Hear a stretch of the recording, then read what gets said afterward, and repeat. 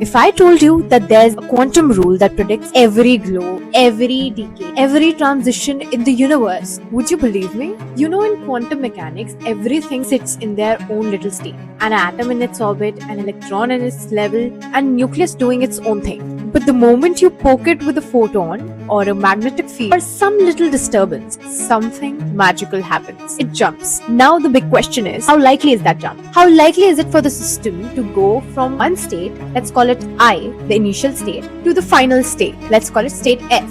That's where the Fermi golden rule comes in. They said, alright, suppose the system is in I state and you perturb it a little with something called perturbed Hamiltonian, a disturbance. Then the rate, that is basically how fast the transitions from I to F are going to be, is given by this equation. This is called Fermi golden rule.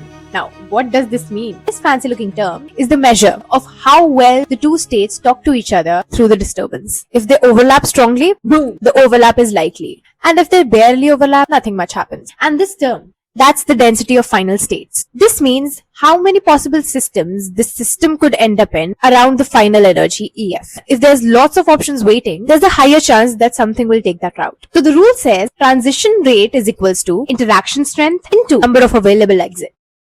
You can think of it like this. Imagine a concert full of people. Those are quantum states. You sit in your seat. That's state I, initial state. Then a fire alarm goes off. That's perturbed Hamiltonian, the disturbance. The faster the people run out depends on how wide the gates are. That's the interaction strength, the matrix looking term. And how many exits there are. That's the density of final states. More exits and more interaction means more transitions per second. And this simple equation is behind why atom emits light, why materials absorb radiation, why nuclei decay, and why the universe is constantly changing its state. So, it's not just a rule, it's a rhythm of transitions, of change.